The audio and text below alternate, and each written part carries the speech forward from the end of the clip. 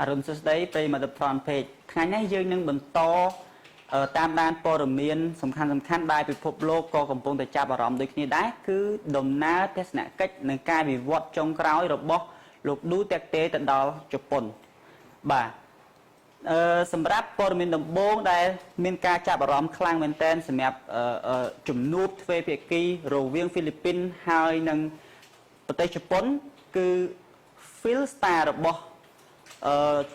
ហ្វីលីពីនបានស្រង់សម្ដីបានដាក់ចំណងជើងធំរបស់ខ្លួនថាឌូតេកតេបញ្ជាក់ទៅកាន់ស៊ុនស៊ូអាបេថាខ្លួនចំណងទ្វេភាគីរបស់ប្រទេសខ្លួនទៅកាន់ចិនហ្នឹងគឺអត់មានជាប់តាក់ទងជាមួយនឹងយោធាទេមានន័យថាដំណើរទស្សនកិច្ចហើយនឹងចំណងទ្វេភាគីរបស់ហ្វីលីពីនទៅកាន់ចិនរយៈពេល4ថ្ងៃតាំងពីថ្ងៃទី20ដល់24ហ្នឹងគឺជាការស្នើឲ្យមានពាណិជ្ជកម្មឬក៏សហការបែបសេដ្ឋកិច្ចសុទ្ធសាធបាទសូមបញ្ជាក់បន្តិចកន្លែងហ្នឹងហ្វីលីពីនហើយនឹងចិនគឺមានទំហំពាណិជ្ជកម្មនៅក្នុងមួយឆ្នាំជាង30 billion ដុល្លារសហរដ្ឋអាមេរិកសម្រាប់ទាំងការនាំចេញនិងការនាំចូលត្រង់ចំណុចនេះដែរសារព័ត៌មានមួយទៀតដែលស្រង់សម្ដីរបស់លោកឌូតេកតេជុំវិញដំណើរទស្សនកិច្ចទៅកាន់ជប៉ុនហ្នឹង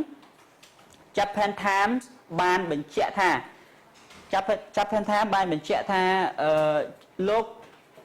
ចង់ឌូតេកតេហ្នឹងចង់ឲ្យហ្វីលីពីនហើយនិងជប៉ុនរឹតចំណងទ្វេភាគីបន្ថែមទៀតឲ្យកាន់តែខ្លាំងលើផ្នែកយោធាជាចម្បងហើយក្រៅពីហ្នឹងគឺសេដ្ឋកិច្ចអីយ៉ាងជាដើម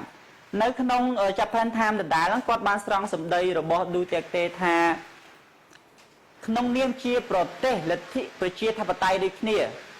យើងឲ្យតម្លៃទៅលើលទ្ធិប្រជាធិបតេយ្យអញ្ចឹងការរួមចំណែកការឲ្យតម្លៃទៅលើលទ្ធិប្រជាធិបតេយ្យយើងជាប្រទេសជិតខាងត្រូវតែជួយគ្នាជាពិសេសគឺតាក់ទងជាមួយនឹងបញ្ហាចំនួននានាដែលកើតមានក្នុងតំបន់អាកន្លែងហ្នឹងគាត់និយាយអត់ដល់រិចទេប៉ុន្តែគាត់ចង់និយាយសម្ដៅទៅលើបញ្ហាសមុទ្រចិនខាងត្បូងអញ្ចឹងឌូតេកតេស្នើឲ្យស៊ុនស៊ូអាបេពិចារណាហើយរឹតចំណងមេត្រីភាពរវាងប្រទេសខ្លួនទៅនឹងជប៉ុនទៅនឹងហ្វីលីពីនលើផ្នែកយោធាបាទកន្លែងនេះយើងចង់មើលពិនិត្យឡើងវិញបន្តិចត្រង់ថាជប៉ុនខ្លួនឯងក៏កំពុងតែមានបញ្ហាសមុទ្រចិនខាងត្បូងដោយហ្វីលីពីនដែរតែមិនទាន់ដោះស្រាយបាទអញ្ចឹងមានថាទាំងហ្វីលីពីនទាំងជប៉ុនសុទ្ធតែមានបញ្ហាចំនួនសមុទ្រចិនខាងត្បូងអញ្ចឹងសម្រាប់សារព័ត៌មានមួយទៀតតាក់ទងជាមួយនឹងហ្វីលីពីនដដែលហ្នឹង Al Jazeera បានស្រង់សម្ដីរបស់ឌូតេកតេថាគាត់ចង់ឲ្យយោធាគាត់ចង់ឲ្យទាហានរបស់បរទេស